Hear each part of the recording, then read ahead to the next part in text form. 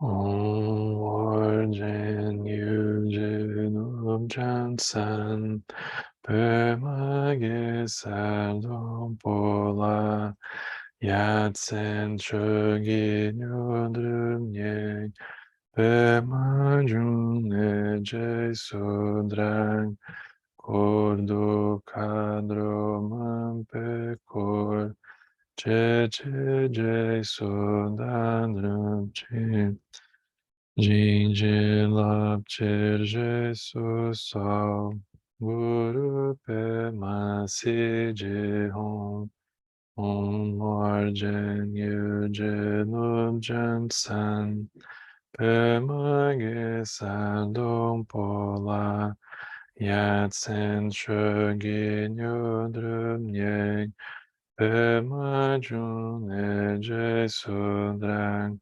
Kordo Kadro Mampekor Je Je Je Sodan Rupchi Jinji Lab Chirje Susao Guru Pe Masi Je Hong Om Arjen Yuje Nub Jansan Pe Mage Sardom Pola Yatsen Chogi Nyodrum Ye Pe Majun Eje Sudrang Kordo Kadro Mampe Kor Che Che Je Sundang Rupchi Jinji Lab Chirje Suso Guru Pe Masi Je Hong Om Arjen Yuje Nub Jansan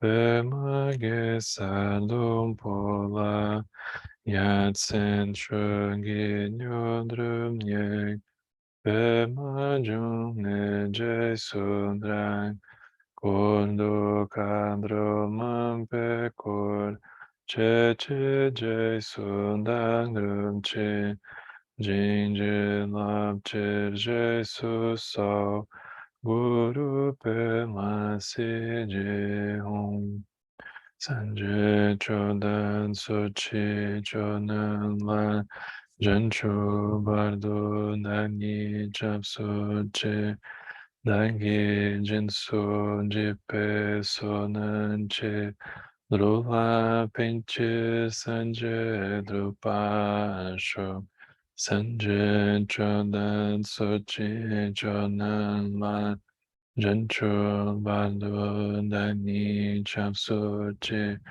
Dangi Jinso Jipe Sonanche Drola Pinchir Sanje Drupashu Sanje Chodan Sochi Chodan La Jancho Bardo Dani Chapsuchi Nagi Jinso Jipe Sonanche Drola Pinchir Sanje Drupashu.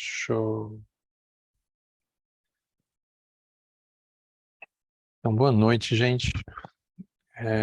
Está continuando esse estudo do Diálogos em um Sonho. Eu vou colocar aqui o link do texto que a gente vai estar olhando hoje. E eu não sei se todo mundo também teve aqui na semana passada. Então esse que eu acabei de colocar é de hoje. E a gente vai voltar um pouquinho também no texto da semana passada, porque fica mais fácil a gente entender o que a gente está olhando aqui, uma continuidade. Então, vou colocar aqui também para quem não tem o da semana passada, que é esse aqui. Como a tradução ela está indo de capítulo em capítulo, então os arquivos eles estão um pouco, estão separados ainda, porque cada semana está aparecendo mais um pedaço, né? Na verdade, o Pedro sai de retiro amanhã, aí a gente vai ter a continuidade da tradução, né? Porque isso ele tinha deixado antecipadamente antes de entrar em retiro. Eu já conversei com ele essa semana e eu disse: "Olha, a gente gastou já o que você tinha deixado pronto". Então a gente está dentro dessa viagem espacial, que é como se a gente tivesse sentado, assim, numa super arquibancada, olhando a conversa, né, acompanhando a conversa, hã, dessas 2 grandes figuras, né, que externamente a gente pode olhar como sendo um diálogo, né, entre simplesmente o imperador do Japão daquela época, do século XIV, por volta do ano 1300, e Muso Soseki, que é um dos maiores mestres zen da história. Mas isso é como se fosse o aspecto histórico, o aspecto externo. O aspecto atemporal que nos chama a atenção é que é como se fosse o diálogo do Buda da compaixão e do Buda da sabedoria, essas 2 emanações juntas, hã, dialogando com nós, praticantes, tentando entender o que que é o caminho, o que que é a liberação, o que que é o samsara. A conversa atemporal, ela se dá nessa esfera. Então é como se a conversa ela fosse totalmente sobre nós, assim, ela dissesse respeito a gente. Então quanto menos a gente olhar isso como alguma coisa separada da gente, como se a gente estivesse simplesmente lendo, né, a transcrição de uma conversa, e a gente se apoderar como esse diálogo, ele iluminando dimensões nossas, fica muito mais profundo, fica muito mais interessante, né. Então essa é a ideia do texto. E para a gente para fazer sentido o trecho que a gente vai então olhar hoje, a gente precisaria voltar um pouco para o tema da semana passada, que é essa imagem que ele vai trazer da gente olhar para o budismo, olhar para o caminho como se fosse essa jangada. O propósito é fazer a gente acordar, a gente olhar as coisas de uma maneira direta, oferecer a experiência de reconhecer a profundidade da experiência como um todo. Só que isso é bastante improvável que aconteça, porque a gente não faz ideia, a gente não tem noção do quão afundado a gente está dentro do samsara. Então começa a surgir meios hábeis, né, que vão tentar nos colocar no lugar da gente olhar as coisas com profundidade. Então ele vai usar essa parábola da jangada. Então aqui a gente pode olhar semana passada, se a gente pudesse voltar um pouquinho no texto da semana passada, vai ajudar bastante, né, que é o 12.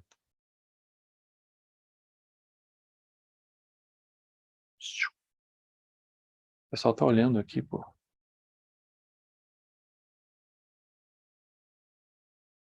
É o 12. Acho que vocês têm aí o acesso, né, ao PDF.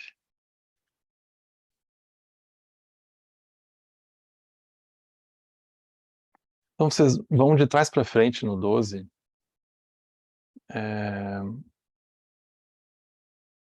de trás para frente,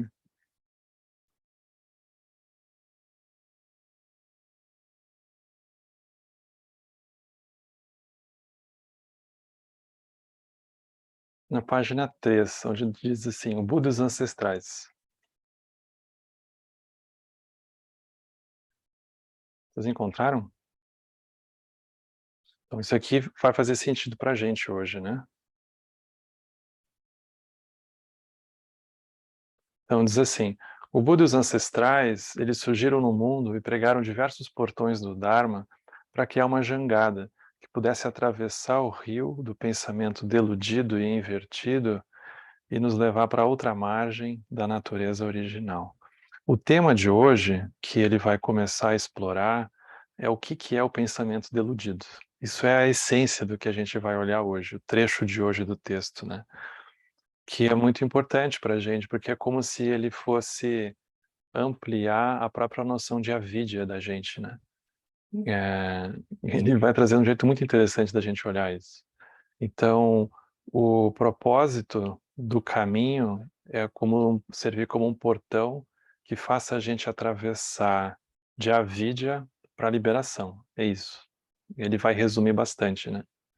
Aí ele diz, mesmo que você embarque nela, nessa jangada, a jangada não pode fazer com que você desembarque na natureza original se você se recusar a deixá-la. Uma pessoa que é capaz de voar, ela pode, é claro, ir diretamente para o outro lado, sem a necessidade de uma jangada.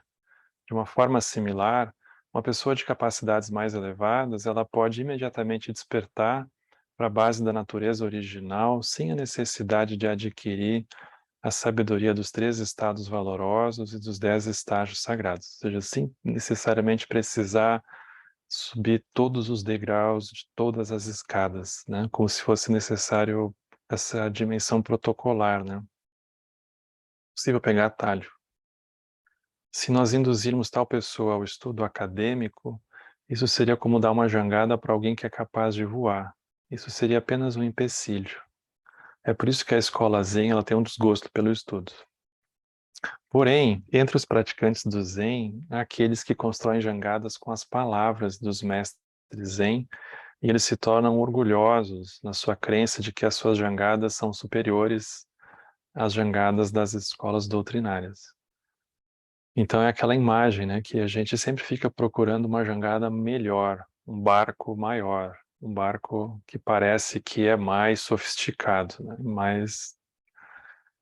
um barco superior. Tais jangadas, elas podem de fato ser maravilhosas, e aqueles que repousam alegremente sobre elas deleitam-se com passatempos agradáveis, enquanto flutuam à deriva na correnteza, e talvez sejam superiores àqueles que permanecem na margem, desperdiçando as suas vidas no ócio sem nunca tentar cruzar o rio. Mas ambos os tipos de pessoas, elas são iguais, no sentido que elas nunca atingem a outra margem.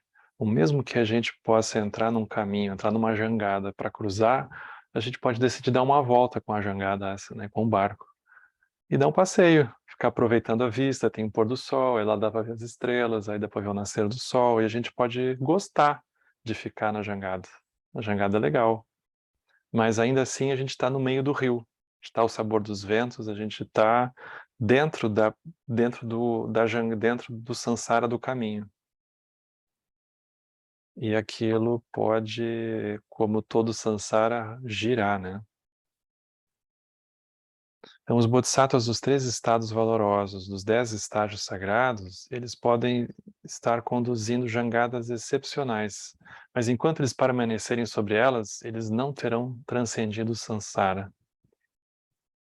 Enquanto isso não seria mais verdadeiro para aqueles que estão satisfeitos em repousar sobre as jangadas dos ensinamentos provisórios e do Hinayana? Então aqui ele tenta sacudir a jangada para a gente pular dela de uma vez, né? A gente não gerar um CEP, né, dentro da nossa jangada. A gente não achar que agora, a gente não trocar a jangada pela outra margem, né? A gente não trocar a jangada, não trocar o caminho pelo destino, pelo destino. Só que a jangada, ela pode ser muito interessante, ela pode ser muito sedutora, ela pode ser muito apelativa, muito convincente. E a gente pode se estruturar de tal forma que aquilo vire um passatempo para a gente. Então aqui o Muso Soseki é um pouco impaciente tentando chacoalhar para a gente sair da jangada. A gente não, ou a gente ficar na jangada só o tempo necessário. Aí vem o trecho seguinte, diz assim: então existem aqueles que, acreditando em algo parecido com o que você acabou de dizer, eles não buscam a sabedoria e eles nem estudam os ensinamentos dos textos sagrados. Então, como se essa abordagem que ele traz pudesse levar então a uma aversão a gente estudar os textos, a gente mergulhar no estudo. No entanto, essas pessoas elas também não atingem a iluminação. As pessoas dizem, não, eu só vou meditar, esse negócio de estudar aí, não vou meditar. Qual é a razão disso? Aí o Musso Soseki dá uma resposta muito boa. Ele diz, ao compreender a falácia da crença de que o acúmulo de conhecimento erudito constitui a iluminação, algumas pessoas abandonam numa tentativa de alinhar a si mesmos ao caminho. Então, elas entendem que o estudo não é o que leva à iluminação, aí elas não estudam. Prejudicadas por tal pensamento deludidas, porém, elas nunca chegam ao alinhamento que elas procuram, porque não é pela aversão ao estudo. O Avatamsaka Sutra diz: como é estranho que todos os seres sencientes eles sejam plenamente dotados de sabedoria e da forma virtuosa do Tathagata, ou seja, todos os seres têm a natureza de Buda, natureza livre da mente, mas eles são incapazes de perceber devido aos apegos ao pensamento deludido, que ele vai explicar o que é. É como um homem dotado de força e habilidades extraordinárias, que subitamente fica doente e se torna fraco como uma criança de 3 anos, incapaz de utilizar suas habilidades. Um dia, ele vê um homem saudável realizando façanhas incríveis e atos de força incomum. Invejando esse homem, esquecendo-se de que possui as mesmas habilidades quando está saudável, o homem doente tenta, enfermo como está, aprender as habilidades do outro homem e manifestar a mesma força. Antes que possa atingir o seu objetivo, ele se esgota física e mentalmente. Essa doença se agrava. Por fim, ele sofre as agonias da morte. Se esse homem tivesse mantido em mente que já possuía as habilidades e a força que buscava, e que era somente a sua doença que o tornava incapaz de utilizá-las, ele teria se concentrado primeiramente em curar sua doença. Sua força e suas habilidades teriam, então, retornado por conta própria. O treinamento no caminho é similar. Embora a sabedoria e a forma virtuosa do Tathagata sejam inatas a nós, nós não somos capazes de manifestá-las e utilizá-las porque as doenças do pensamento deludido e das noções invertidas nos impedem de fazê-lo. Sem compreender essa verdade, muitas pessoas enfermas no seu leito do pensamento deludido ouvem falar de demonstrações de sabedoria e virtude dos sábios. Com inveja, elas passam a estudar os textos budistas e não budistas. Elas transcrevem e memorizam as palavras dos mestres. Elas buscam poderes sobrenaturais.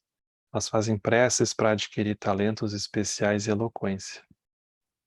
Todas essas coisas simplesmente pioram a doença subjacente do pensamento deludido. Quando então a nossa sabedoria e a nossa virtude inatas poderiam sequer aparecer? Então aqui ele está nos apresentando uma maneira muito improvável da gente encontrar ela dentro do caminho, que é o fato de que ele não está tentando nos convencer a virar budistas, ele não está tentando explicar alguma coisa que a gente possa, com o aspecto teórico e cognitivo, chegar a alguma conclusão, e isso então vai nos colocar mais perto de alguma coisa. Ele está justamente olhando para a forma como a gente se relaciona com as coisas, que é o trecho de hoje, né? Então isso aqui era para a gente ver o que a gente viu semana passada, para fazer sentido o que é essa noção de pensamento deludido. Que o título é justamente esse, né? Pare o pensamento deludido. Então o, ele fica voltando a essa história, né? Bom, a gente tem uma natureza original, uma natureza livre, mas a gente não consegue usar isso de uma maneira consciente, a gente não consegue ver, a gente não consegue experimentar por causa do pensamento deludido. O que é esse pensamento deludido? Isso aqui é muito extraterrestre, porque ele diz assim: o que é um pensamento deludido? O pensamento deludido é considerar a terra pura e o mundo corrompido como separados e conceber uma diferença entre a ignorância e a iluminação, e entre seres comuns e os sábios. Então, isso é um pensamento deludido. A gente considerar que existem as terras puras, que elas estão em algum lugar que não é aqui esse sansarão que a gente vive, né? O mundo corrompido. Então eles seriam separados. Então isso é um pensamento deludido. Bom, a Terra pura é em tal lugar, esse aqui é o mundo corrompido. Então a gente dá uma olhada, isso aqui não é a Terra pura, esse é o mundo corrompido. A Terra pura é uma outra coisa. Também tem uma diferença entre a ignorância e a iluminação. Eu estou na ignorância, os Budas estão na iluminação. Então ele vai dizer, conceber uma diferença é um pensamento deludido entre os seres comuns e os sábios. Agora, também é um pensamento deludido assumir que a terra pura e o mundo corrompido não são separados. Ou que não há uma diferença entre a ignorância e a iluminação, ou entre os seres comuns e os sábios. Aí a gente fica sem saber o que pensar, né? Porque se é um pensamento deludido considerar que a terra pura e o mundo do samsara, eles são separados, também é um pensamento deludido pensar que eles não são separados. Ou então que não tem nenhuma diferença entre a ignorância e a iluminação, ou entre os seres comuns e os sábios. Então aqui é muito interessante, porque é como se ele tivesse nesse momento tensionando o nosso hábito de gerar conclusões sobre as coisas. Quando a gente gera conclusões sobre as coisas, a gente, sem perceber, a gente se fecha às experiências, porque a gente conclui. Quando a gente conclui, é como se a gente lacrasse as coisas. A gente coloca um lacre, a gente diz, é assim. Eles são sábios, isso aqui é a sabedoria, isso é a ignorância. Aí a gente fecha aquilo, é assim.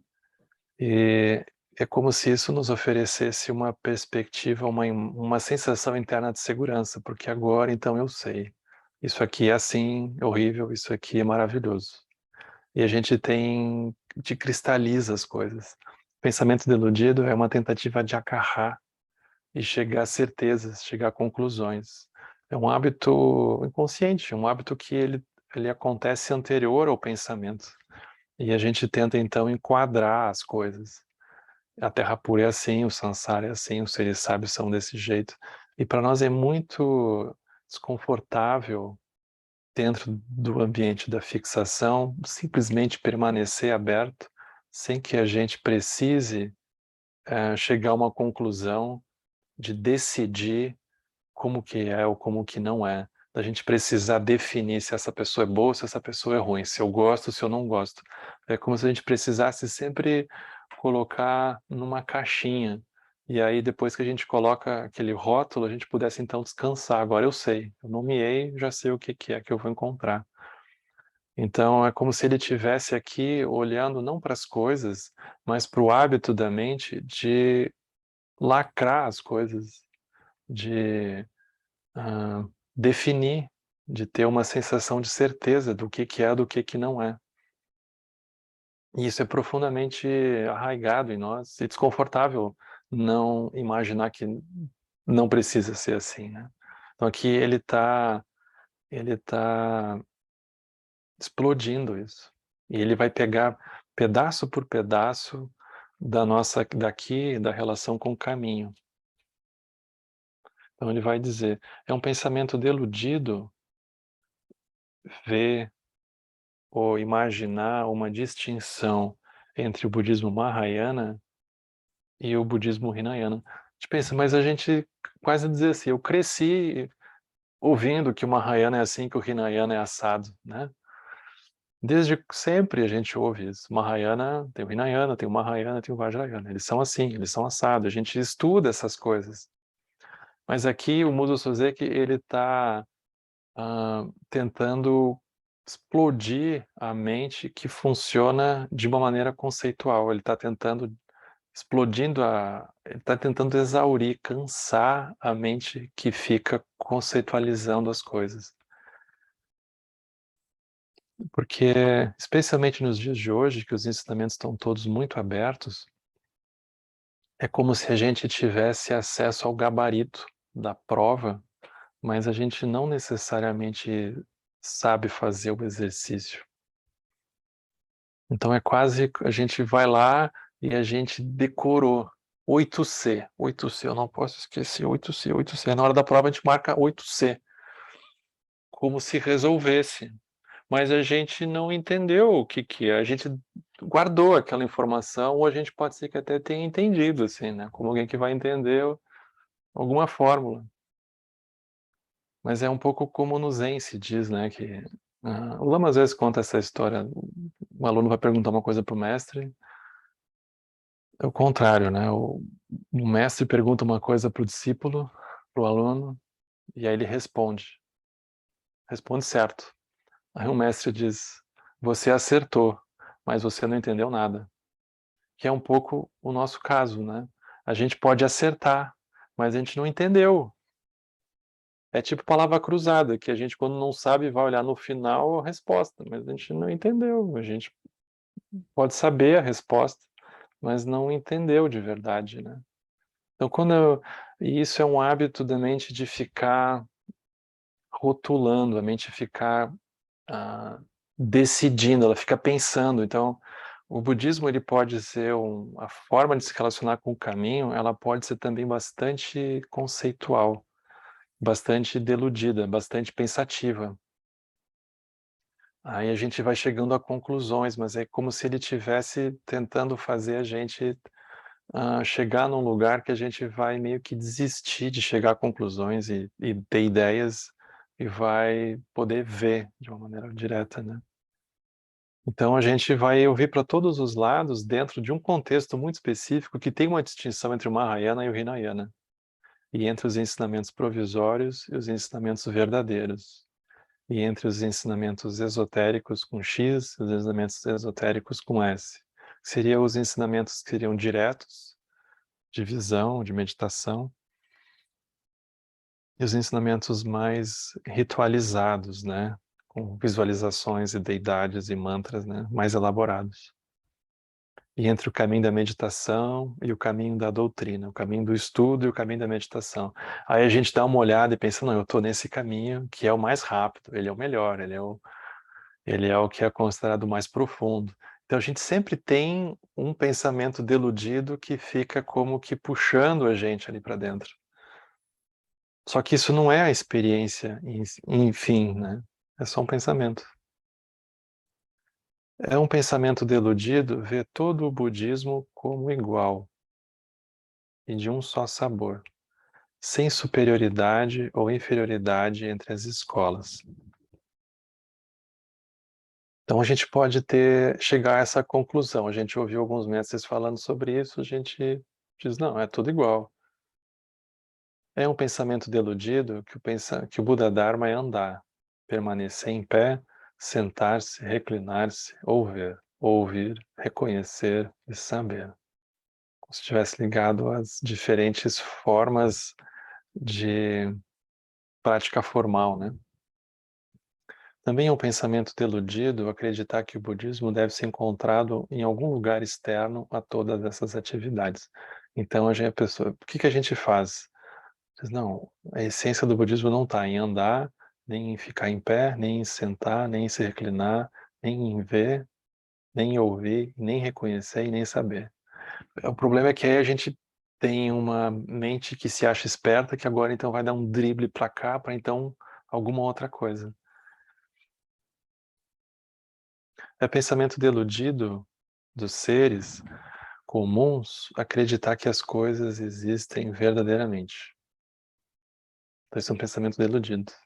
Que a gente olhar, isso está tão arraigado em nós que a gente nem pensa, né? A gente simplesmente tem uma expectativa, que ela não é necessariamente consciente, mas é do tipo assim, a gente vai dormir e a gente tem planos para amanhã.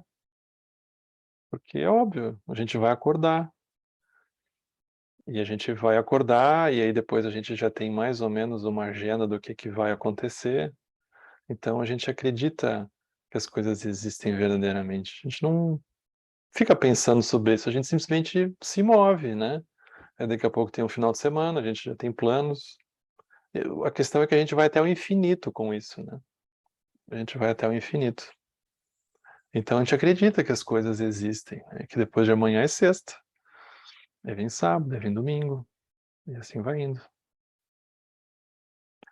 É pensamento deludido do Hinayana considerar todos os fenômenos como impermanentes. Então, o ensinamento da impermanência, aqui ele está dizendo que ele só faz sentido para aqueles seres que acreditam na permanência, tipo nós. Mas ele não faz sentido se não houver esse pressuposto da crença na permanência das coisas. Então, a impermanência ela é um antídoto para uma visão apegada, né? É o pensamento deludido dos não-budistas acreditar, com base nas suas diversas doutrinas, que o eu exista eternamente, ou que o eu seja aniquilado com a morte.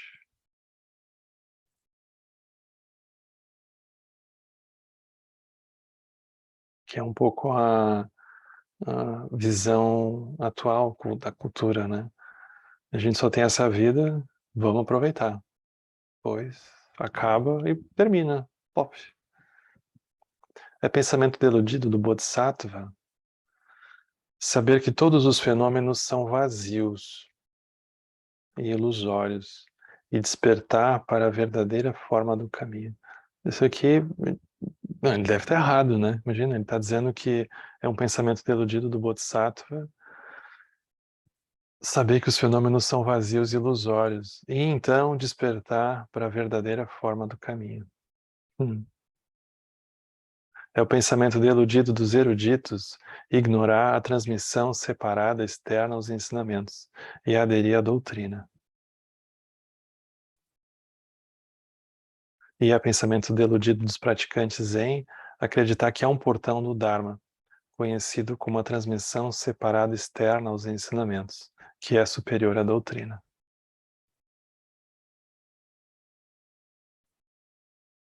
Na visão tibetana, como se a gente pudesse botar também, é um pensamento deludido pensar que a grande perfeição é superior a todos os outros ensinamentos. É um pensamento deludido. O que é um pensamento? Esse é o problema. Se você acredita em todas essas afirmações e, portanto, conclui que todos os pontos de vista são pensamentos deludidos, isso também é um pensamento deludido. É óbvio. Então, se a gente ficar pensando, é só um pensamento. É como ultrapassar a relação com o caminho que não seja uma relação de ficar pensando. Só pensando, né? É como se a experiência em si, ela não tivesse ligada a uma conclusão que a gente vai chegar, né? Então, aqui é muito impressionante esse trecho, porque ele se propõe a fazer o impossível, que é dentro dessa floresta completamente infinita da delusão, que é só o que a gente sabe, ele entrar ali dentro dessa selva e, de algum jeito, tentar fazer com que a gente acorde desse hábito que parece óbvio, de simplesmente seguir um pensamento deludido depois do outro, uma conclusão depois da outra, uma certeza depois da outra, né?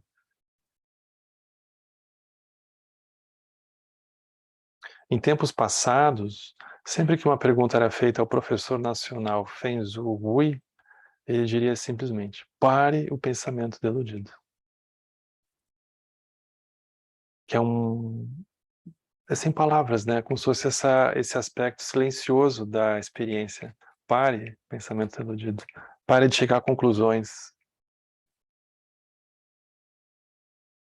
Se você puder ver através dessa única frase, então a sua sabedoria e a sua virtude inerentes se manifestarão por si mesmas.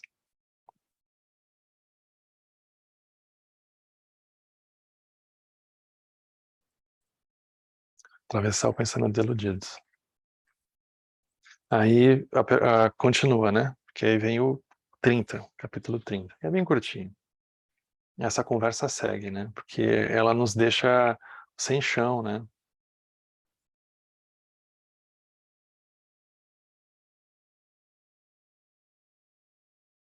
Então tem essa pergunta. Os portões do Dharma que você criticou anteriormente são todos ensinamentos encontrados nos sutras, comentários e discursos dos ancestrais valorosos. Tipo assim, você que acabou de criticar o budismo inteiro. né? Ele está indignado com o mestre dele, né? Porque é mais ou menos, pô, mas e agora? Por que então você se refere a eles como pensamento deludido? A resposta dele é muito boa. Ele diz assim: olha, ninguém que tenha atingido a base da natureza original é prejudicado de maneira alguma por utilizar os diversos portões do Dharma, como o Upaya, para guiar os discípulos. Assim como falar sobre o fogo não queima a boca. Falar sobre o fogo não queima a boca, isso é muito interessante. A gente ficar falando sobre a liberação não leva à liberação. Não produz a liberação. Como falar sobre o fogo não queima a boca, não produz calor na boca, né? Então a gente falar sobre algo não produz aquilo. O discípulo que ainda não compreendeu a natureza original, porém, ele interpreta o significado das palavras do seu professor com uma mente que ainda é dominada pelas paixões. Portanto, tudo se torna pensamento deludido. Essa que é a questão. A gente interpreta o significado das palavras do nosso professor ou professora com uma mente do samsara, que a gente não tem outra. Então tudo vai se tornar pensamento deludido. Então aqui ele está olhando para a forma como a gente se relaciona com os ensinamentos, os mais elevados. A gente vai pegar aquilo que é a liberação e a gente vai tornar aquilo. A gente não tem como não receber aquilo dentro da bolha que a gente tiver. Só que aquilo cai dentro de uma bolha, então aquilo já está manchado.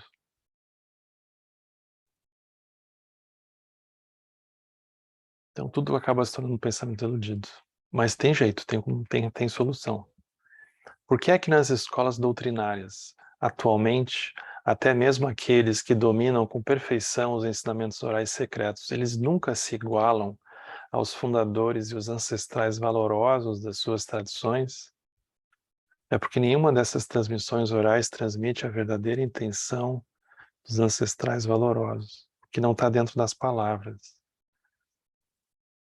Ele está tentando fazer o impossível, que é nos apresentar o que não é cognitivo por dentro da cognição, o que não cabe em palavras por dentro das palavras. Isso é o esforço dele, né? Zi, o fundador da escola Tendai, a escola do Zen, comentou: eu recebi a sucessão de Nanui Uisi. Eu não dependo de outros para confirmar. Um comentário ao Mahavairokana Sutra diz: a mente confirma a mente desperta a mente. Isso é o que é conhecido como a realização da iluminação.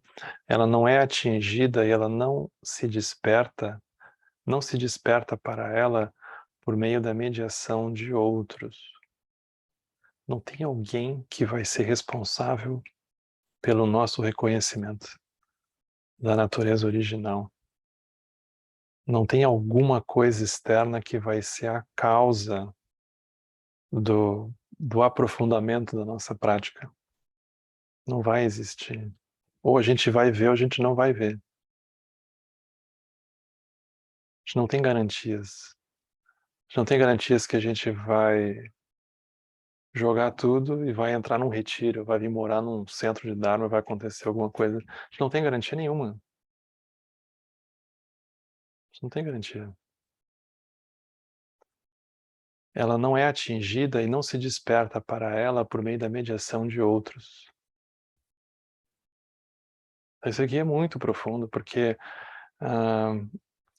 o Zonza Rinpoche ele fala sobre isso, né? Naquele livro, o Guru Bebe Cachaça.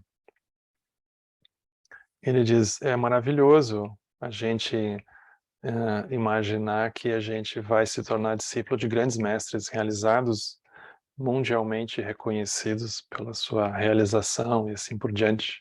Isso é ótimo, mas não necessariamente aquilo é alguma garantia de alguma coisa. Não tem garantias. E é um pouco frustrante, né?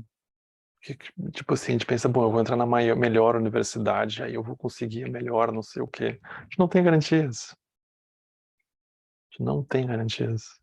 Então, aqui não é que ele está tentando nos desestimular, mas é como se ele estivesse retirando uma expectativa que a gente pode depositar em alguma coisa externa como uma região de segurança para que aquilo, então, a gente só de ficar ali quietinho, alguma coisa então vai acontecer que não dependesse do despertar interno que vai precisar acontecer dentro da gente, né?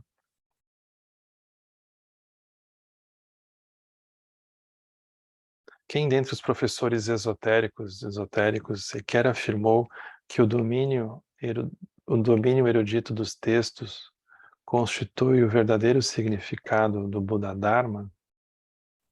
Porque é que até mesmo entre supostos mestres Zen, aqui ele já detona os colegas, né?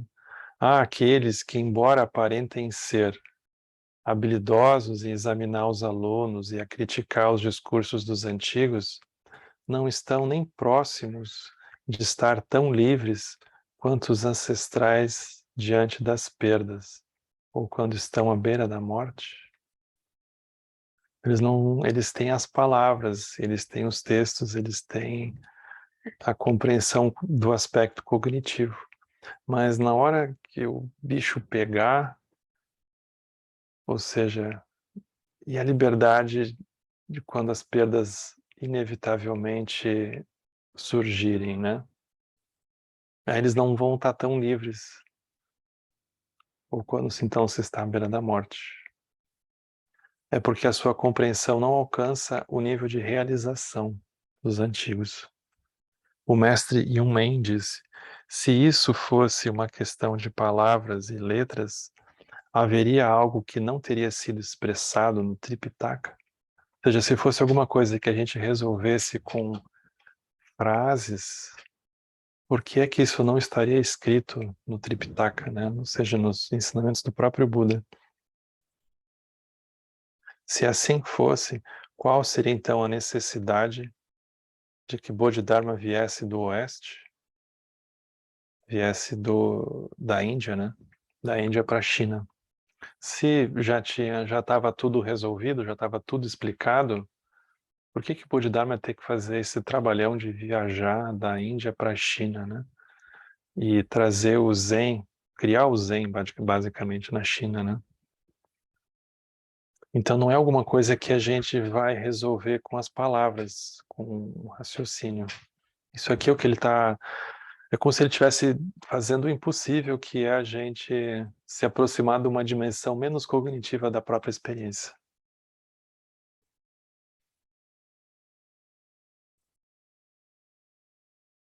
Aí tem o último aqui que ficou meio estranho, que é o 31. É bem curtinho, é um parágrafo só. Que ele ficou meio estranho porque ele não ficou numa página separada. Depois eu arrumo isso aqui.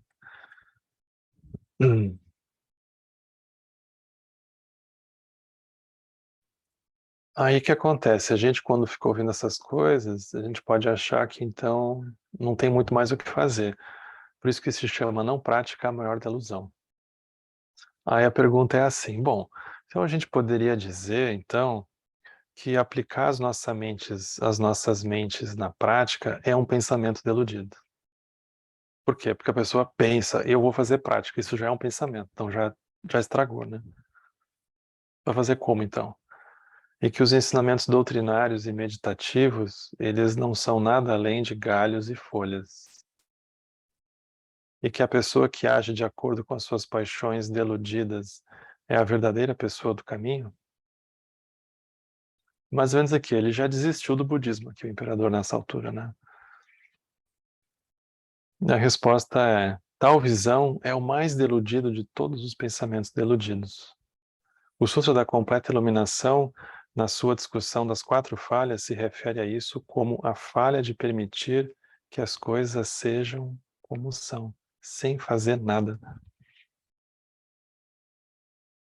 Então, é um ensinamento um pouco estranho, né? Porque ele não é um ensinamento introdutório e ele explode tudo que a gente sempre fez, que foi Ah, tá, entendi. É verdade, faz sentido. Essa forma que a gente fica olhando para as coisas, para os ensinamentos. Ah, é mesmo, nunca tinha pensado nisso. É claro que isso vai oferecendo insights para a gente que são muito legais, mas tem uma parte que a gente vai precisar ultrapassar os pensamentos desses, não. Então é o que ele tenta fazer aqui com o agente, na verdade, né? O imperador ali, coitado, ele tá só de ouvido ali pra gente, né? Para quem está acompanhando, esse retiro que o Lama está oferecendo agora do Longchenpa está muito interessante, porque coincidentemente o assunto é o mesmo, com uma outra forma de falar sobre esse assunto, né?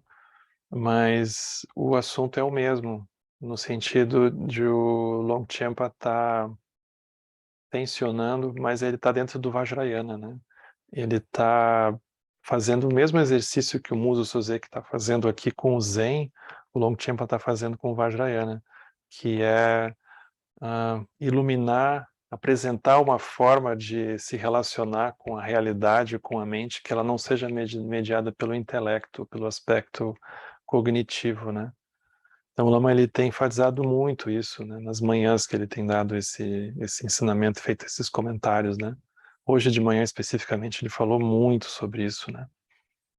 Então é muito parecido, coincidentemente, com o que a gente está fazendo aqui, porque o Muso Soseki está fazendo o mesmo papel do Longchenpa, só que dentro do Zen. Mas não é sobre Zen, sobre Vajrayana, é sobre o caminho, né? É sobre a forma da gente olhar para as coisas. É a mesma qualidade de experiência.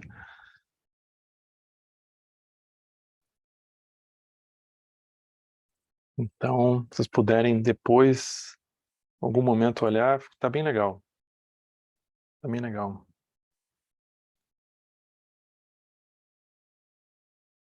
Não sei se alguém se arrisca a dizer alguma coisa, mas como o texto, a gente tem que ler várias vezes, porque é muito mind-blowing, assim, né? Tem que ler várias vezes isso aqui para fazer sentido, né? Mas só da gente ficar com uma cara assim meio estranha já é a ideia. Já é a ideia. Ele nos tira de uma posição de conforto, de certeza, do tipo, eu tô indo bem, eu tô entendendo. Ele já, a gente já fica com uma cara meio estranha. Isso já é a ideia do texto, né? Nos deixar assim.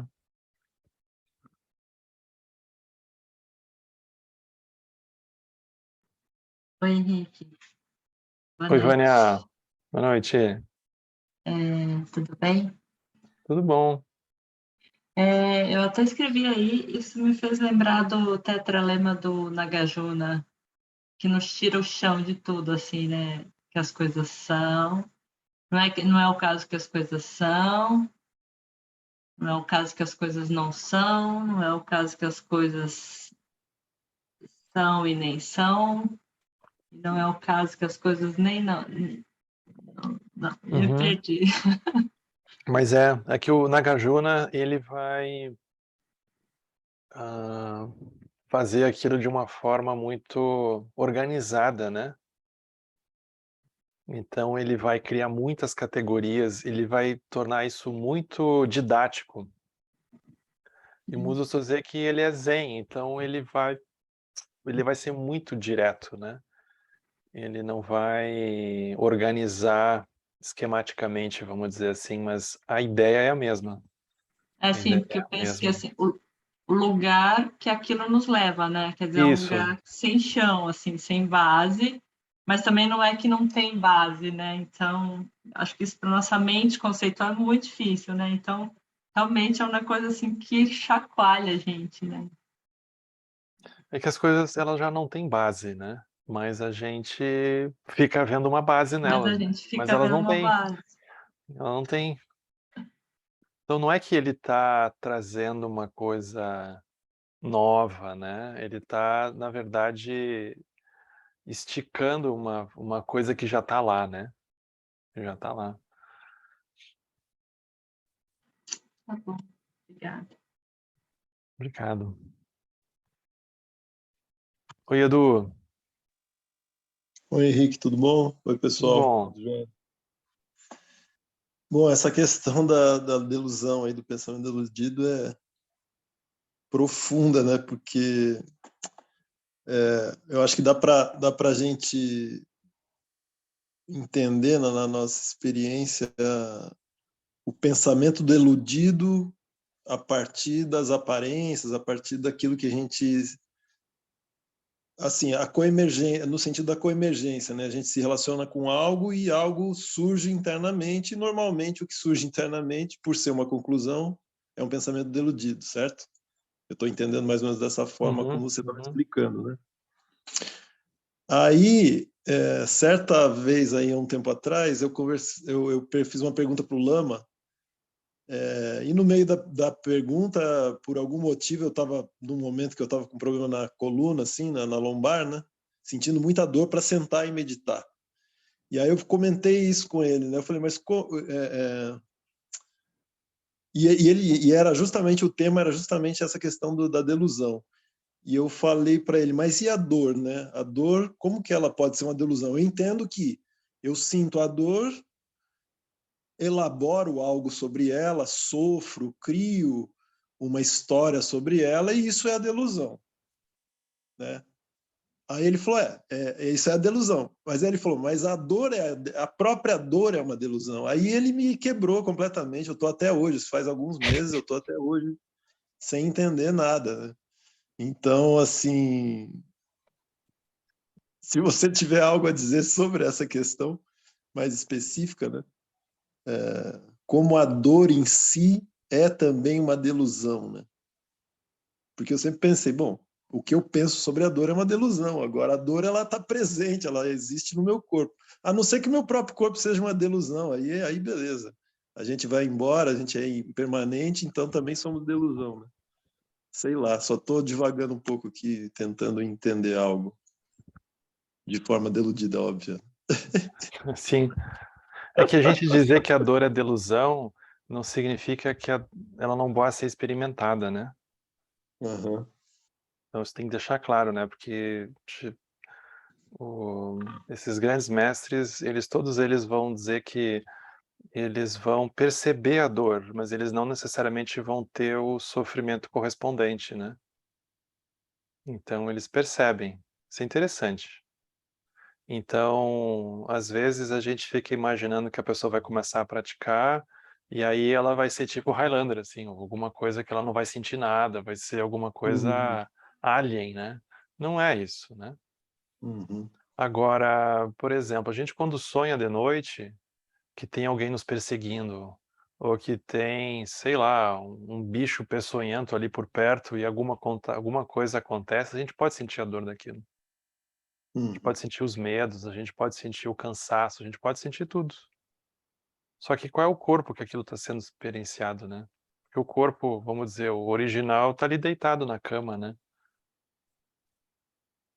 E a gente, aí, então, tem uma qualidade da dor, como qualquer outra experiência, que ela, ela é luminosa. Ela tem uma qualidade de luminosidade, ela não brota necessariamente de forma unilateral. A gente tem uma coemergência com a dor. E a gente vai vendo, por exemplo, ah, se a gente vai fazer uma atividade física, por exemplo, e a gente vai fazer ela de uma maneira distraída, a gente pode ter um tipo de experiência no corpo com ela. Se a gente faz ela de uma forma focada, é bem provável que a experiência do corpo é diferente. Se a gente vai fazer ela, sei lá, ouvindo música ou conversando com alguém, uma conversa super interessante, pode ser que a gente faça 2 ou 3 vezes a atividade, o número, o tamanho da atividade que a gente estava acostumado a fazer, e a gente nem percebeu, porque a nossa mente estava num outro lugar. Então é a gente tirar um pouco a concretude daquilo ser alguma coisa simplesmente material, sabe? Alguma coisa simplesmente inevitável. Então tem um componente subjetivo, vamos dizer assim, na própria dor. Só que a gente não está acostumado a olhar para isso, a gente não está acostumado a ver, né? Então, as diferentes posições de mente nos oferecem diferentes relações com a própria dor. É como é como a gente está parado em casa, quieto, e vem um mosquito, é horrível. Mas se a gente está caminhando, fazendo qualquer outra coisa, distraído, pode vir uns 10, a gente está com a mente numa outra direção. O corpo seria o mesmo, mas tem uma dimensão que acontece. Então, isso é uma forma da gente ir percebendo, pelo menos assim, de canto de olho, que a experiência da dor, a experiência que afeta o corpo, ela também tem uma base luminosa, né? Ela também tem. Uhum. Ou seja, ela também oferece uma qualidade de delusão para a gente.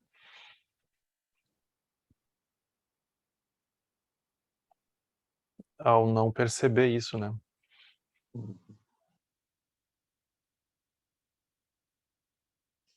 Legal. Mas se a gente guardar que a dor é uma coisa, o sofrimento é outra, isso já é super bom. Sim, sim. Isso já é super bom. Uhum. Porque a gente vai passar pela dor, mas a gente não precisaria ter o sofrimento associado à dor, né? Aí é interessante quando a gente tem uma experiência dessas, porque a gente vai vendo que uma coisa é o que está acontecendo ali pontualmente no corpo, a outra coisa é a nossa impaciência, é a nossa raiva, é a nossa... de novo isso, e agora? Eu já achei que eu já tinha não sei o quê. Aí a nossa carga toda, né? Que vai inflando aquilo, né? Como uma bomba que vai enchendo e aquilo vai inflando. Sim. Tem aquela história, né, de aquela pergunta, quem que sofre mais, né? Quando faz um machucado na mão. O mesmo machucado na mão do pedreiro e do pianista, quem que vai sofrer mais? Hum. O pianista fica Resiliência, né? todo apavorado, né, com o machucadinho na mão. O pedreiro vai continuar fazendo o trabalho dele. Aham. Interessante. E só uma pergunta sobre o retiro que você falou, Henrique, que o Lama está dando. Ele está dando a continuidade daquele retiro anterior de Longchenpa, então? Mas ele voltou um pouco no texto, sabe? Então, eu acho Entendi. que amanhã ele vai terminar uma parte que ele já tinha lido, mas ele Uhum. passou meio rápido a outra vez, ele está retomando, ele está relendo aquilo, né? Nossa, eu nem cheguei no fim daquele retiro, eu estou paulatinamente seguindo assim, nem consegui chegar no fim daquele, já está em outro, nosso Lama está frenético. Não, a tradução da etapa do texto, esse já está pronto, mas ele está ainda relendo, né? Da parte Legal. anterior. Ele está relendo o que você está vendo, Ele está vendo de novo. Uhum. Então legal. Obrigado, Henrique. Obrigado. Valeu. Pois é. Opa, e aí, Henrique? Tudo bom? Tudo. Então, antes da minha pergunta, eu queria comentar sobre a pergunta do Edu, né? Porque essa história da dor, né? Da delusão da dor, porque eu fiquei lembrando assim, nos retiros lá do Bacopari já me aconteceu, né? Porque lá as sessões são de 45, né? Uma sessão mais longa, né? E assim, 15 dias, né? Então, chega uma hora que começa a doer o corpo, né? E eu lembro que me aconteceu porque assim a nossa reação quando a gente está meditando, né, muito tempo no retiro fechado e começa a doer, normalmente o que a gente faz? A gente fica ali, bom, tá, eu vou ver até onde eu aguento. Quando eu não aguentar mais, eu me mexo, né? Mas a ideia é não mexer, né? Chegar nos 45. Cara, eu notava assim que toda vez chegava ali em 30 minutos, alguma coisa começava a doer, né? E em algumas vezes, assim, poucas vezes, né, diga-se de passagem, eu consegui, assim, tirar o foco da dor, em vez de deixar a mente ali, assim, preocupada, está doendo, será que eu aguento mais? Não, vou aguentar um pouco mais, vou tentar. em vez de botar o foco ali, eu tirava o foco dali e colocava o foco na prática em si, né? no que eu estava me propondo a praticar, né? E algumas vezes a dor, não digo que ela foi embora, mas que ela assim ficou muito mais suportável, assim, tipo, né, como o exemplo que tu deu, assim, tu tá distraído com um negócio na rua, sei lá, né, e tu não sente os mosquitos, por exemplo, né, alguma coisa parecida com isso, né? Então é um comentário sobre essa história da dor, né? Mas o que eu queria te perguntar mesmo sobre o que a gente lê hoje é que assim, eu fiquei com porque uma boa parte do texto ele ficou numa afirmação que parecia bem lógica, né? Ah, tal coisa, isso é pensamento deludido. Daí ele dizia o contrário, né? Que tu dizia, não, mas espera aí, isso aí não é, isso aí é o que a gente pratica, né? Tipo, na vacuidade, etc. e tal, e ele disse, ah, isso também é deludido. Então eu fiquei com uma impressão assim que ele estava fazendo como se fosse uma uma proposta didática de nos tirar o chão, mas o que ele quer dizer, na verdade, é que enquanto a gente estiver com a mente cognitiva tentando atravessar o rio do pensamento deludido, não vai dar certo, a gente vai continuar na jangada. É alguma coisa assim? É, mas a gente não abandona a jangada, né? Como ele falou no último ali, né? A gente fica... Porque o caminho ele é perigoso porque a gente usa o veneno para curar o veneno. A gente não usa outra coisa que não o veneno para se curar do veneno. Então a gente usa o pensamento deludido para atravessar o pensamento deludido. Por isso que é tão complicado o caminho. Porque a gente está dentro da delusão. O budismo ele é uma delusão. Os ensinamentos eles também são delusão. Eles não estão fora da delusão. Porque a experiência em si ela não cabe nas palavras. Mas o budismo é cheio de palavras.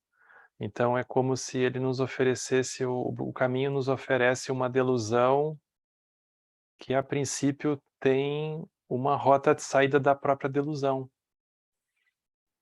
Mas o caminho em si, ele também é delusão. Ele também é venenoso. O caminho é essa imagem que o próprio Lama usa muitas vezes, né? O remédio não é a saúde, o remédio é remédio. Então a delusão é um remédio, o pensamento deludido do caminho é um remédio, mas não é a saúde. Não é a saúde. A questão é que a gente pensa que quando a gente olha para o budismo, a gente encontrei a saúde, mas não é a saúde, aquilo é o remédio. A saúde mesmo é outra coisa. Mas a gente está crente que achou a saúde. Tá certo que a gente tem uma sensação que a vida melhora, né? Mas é como ele diz, a gente pode estar com a nossa jangadinha ali, achou uma prainha no meio do rio, né? Criou um banco de areia ali no meio, vai ter um coqueirinho, e a gente vai lá, desce com o nosso isoporzinho e fica lá. Eu acho que o maior problema do budismo é o apego à jangada, né? Uma jangada Ah, muito legal. A gente não quer largar a jangada, né? Eu acho que a gente nem desce na ilha, eu acho que na jangada mesmo, leva um isoporzinho, né? Bota uma vela, vai curtindo. musiquinha, claro, tem uma musiquinha, um Eu guarda-sol. estava até comentando no grupo que eu facilito segunda, né? Eu estava comentando assim que porque era alguma passagem do livro que falava, enfim, falava da limitação das palavras, né? E aí, cara, eu acho incrível assim a compaixão dos mestres, né? O Lama, por exemplo. Há quantos anos, né, o Lama dá os mesmos ensinamentos e ele fica mudando os exemplos e fala de outro jeito, explica de outro jeito. E aí, quando tu pensa que não tem mais jeito, assim, ele arranja outro jeito, outro ensinamento que ensina a mesma coisa, mas de outra forma, né? Então, assim, porque as palavras são limitantes, ele fica mudando as palavras, né, para ver se a gente, né, se cai a ficha de alguém, né? Mas é assim, é uma demonstração de compaixão assim enorme, né? É isso. Então tá bom, obrigado. Obrigado, Zé. Oi, Tamara. Oi, Henrique, oi, gente. Estão me ouvindo bem? Te ouço bem. Eu queria falar, Henrique, que da semana passada ele começou falando que a gente não deveria tentar consertar a ignorância. Uhum. E aí depois ele deu o exemplo do homem doente que quer manifestar as mesmas qualidades do homem saudável. Uhum. E aí ele deveria primeiro tentar curar a doença para depois manifestar as qualidades. Uhum. Aí eu fiquei um pouco confusa, porque isso me deu a impressão de que era uma vontade também de querer consertar a doença.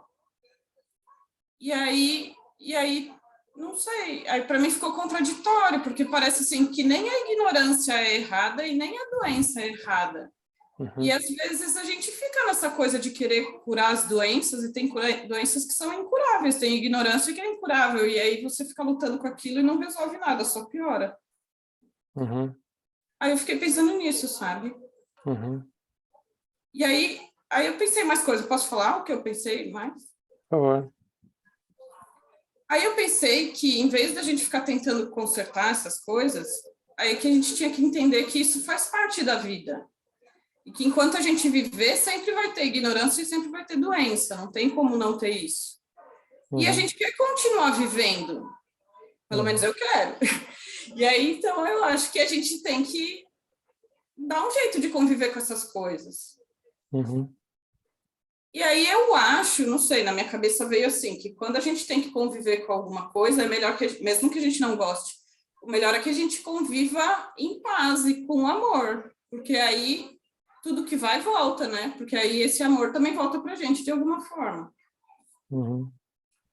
E aí quando ele falou agora, você leu, não sei se estava no texto, porque eu não acompanhei pelo texto, que ele pergunta como que a gente ultrapassa, né, a relação com o caminho, em vez de só ficar pensando. Aí eu acho que é isso, é experimentar as coisas, né? Que ele fala da experiência, a gente só tem experiência quando a gente experimenta. Então a gente tem que experimentar a doença, tem que experimentar a ignorância, senão a gente nunca vai saber como é. E aí não vai ter a sabedoria. Não sei se eu pensei direito, mas foi isso que eu pensei. Uhum. E também é fácil falar isso quando a gente não está doente, né? Na hora que a gente está doente, Sim. é muito mais complicado. Uhum.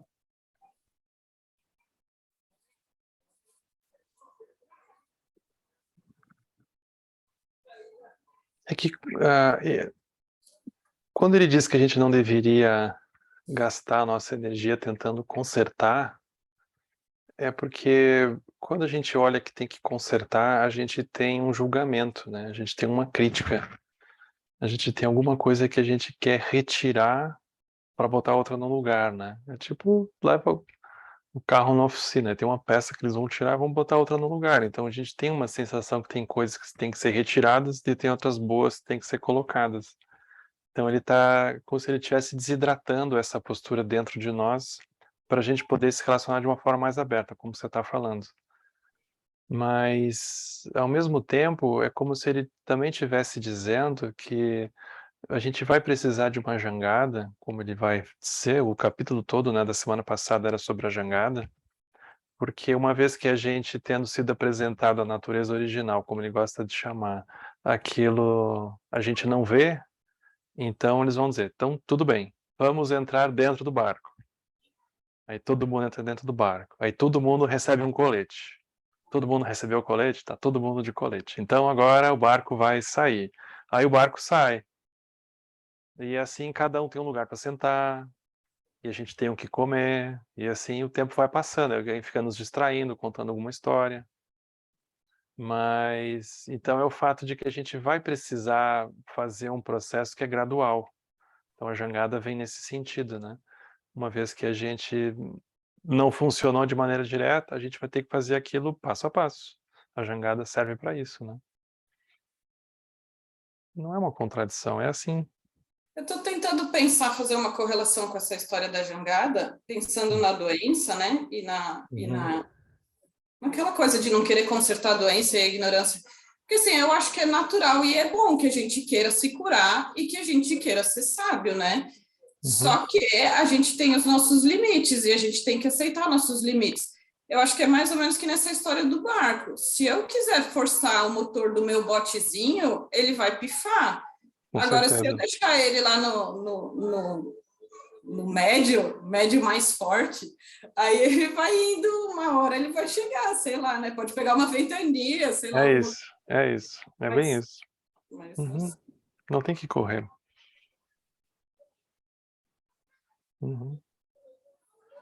Mas então tá, eu pensei mais uma outra coisa, mas deixa o Cleiton falar, se der tempo eu falo depois, tá bom? Tá bom. Não, pode falar agora. Então tá.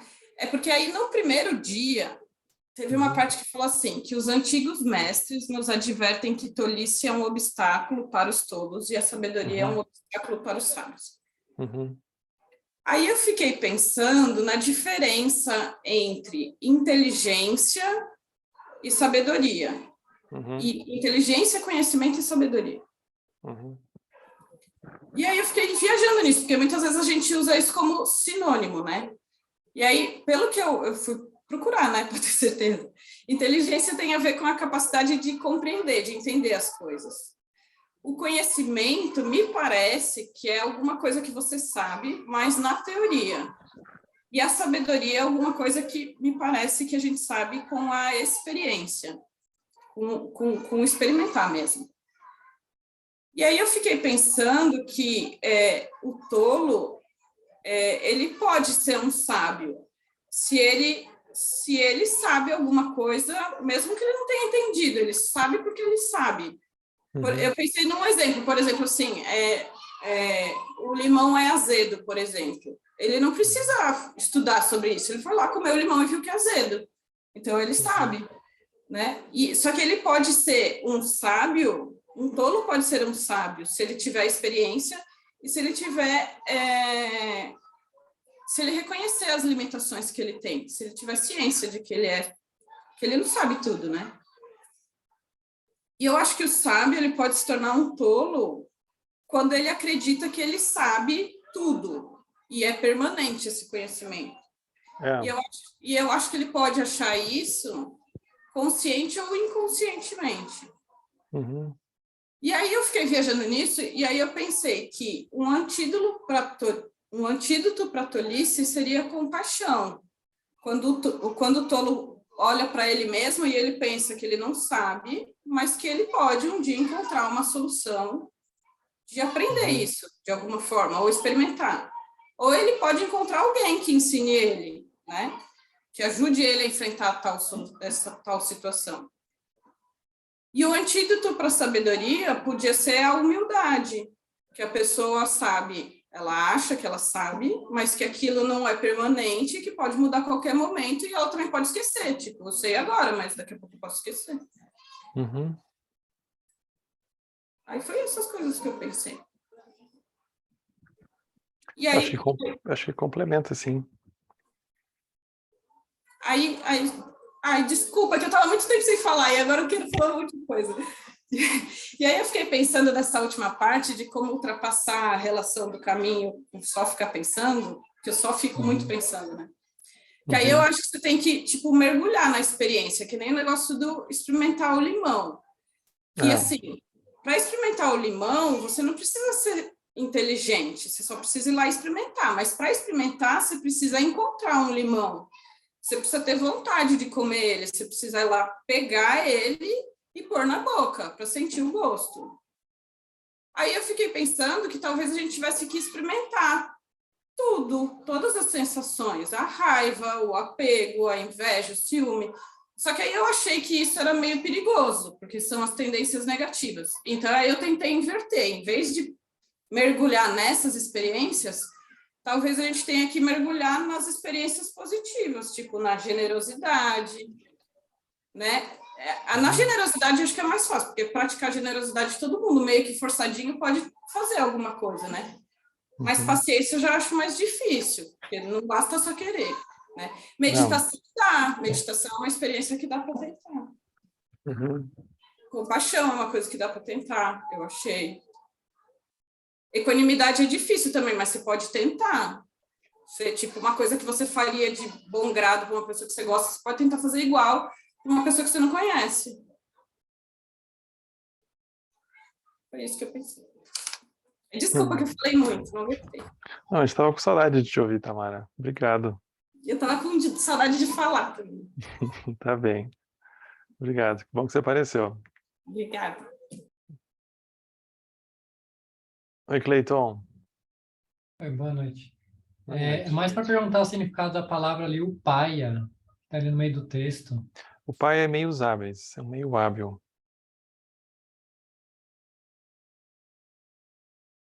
A tradução literal seria essa. Então, ali no contexto é tudo que é feito para fazer que as pessoas se liguem. É tudo que é jangada. Tudo que for jangada é o paia.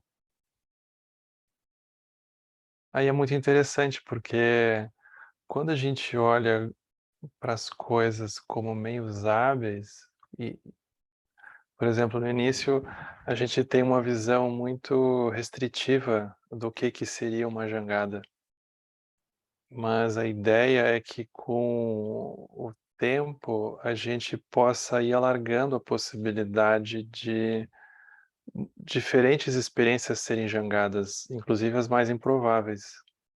Porque uma vez que todas elas também surgem na mente, elas também podem ser jangadas, mesmo as mais improváveis. Mas no início a gente tem uma mente muito julgadora, jangada é isso aqui, o resto não. Mas mais adiante, por exemplo, no Vajrayana, vai se falar que inclusive os 5 venenos eles podem ser jangadas. Raiva e assim por diante. No sentido de que os 5 venenos são manifestações das 5 famílias búdicas. Então, quando a gente fala em raiva, se dentro do contexto desses ensinamentos, então o contexto é muito importante, aqui está se falando de reconhecer aquilo como uma manifestação da sabedoria do espelho, do Buddha Kshobhya. Ou seja, quando eu tenho raiva é porque eu não estou vendo o outro no mundo dele, eu estou vendo só o meu mundo. Aí, na exata medida que a sabedoria do espelho começa a aparecer, na mesma medida a raiva começa a diminuir. A perfeição da sabedoria do espelho é a ausência completa da raiva.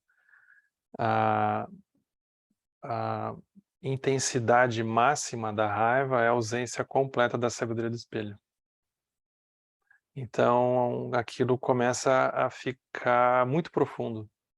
Porque aqui, quando a gente diz que raiva pode ser um caminho, não é o cultivo da raiva, não. É olhar para a raiva e aprender com ela e ela se tornar uma manifestação, uma capacidade de mergulhar na sabedoria do espelho.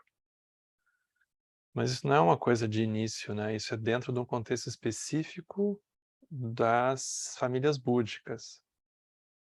E assim com as outras também vão ter, né? Então, imagina, isso é um caminho. E como tem muitos outros, né? Mas no início pra gente o caminho é como se fosse uma coisa assim, quase super desinfectada, né? É uma jangada desinfectada, assim, né? Álcool gel até não poder mais, não tem nenhuma impureza lá dentro. Então, se tiver qualquer impureza, já não é uma jangada digna, né? Não Então, vai aos ter umas poucos... farpas assim, né? Vai estar polido. Então, tipo isso. Tipo isso. Boa, valeu. Valeu, obrigado, Cleiton. Então tá, gente. Obrigado a paciência de vocês. Semana que vem a gente continua aqui. A gente vai fazer a dedicação agora. Que os méritos deste encontro se expandam e toquem a todos. Que o Mestre Universal da Paz e da Compaixão, Sua Santidade Dalai Lama, juntamente com todos os mestres de todas as tradições que veiculam essa mensagem, tenham longa vida. todos estejam a salvo de gerar pensamentos negativos, o obstáculo mais destrutivo. Que esses pensamentos nunca surjam em nossa mente. Que todos os seres também estejam livres de pensamentos negativos. Quem Lop Chosun Ring Lu Chedzan Nin Sasum Chapar Peldru Ju Chosun Não Anan Hidraldo Sungene Show.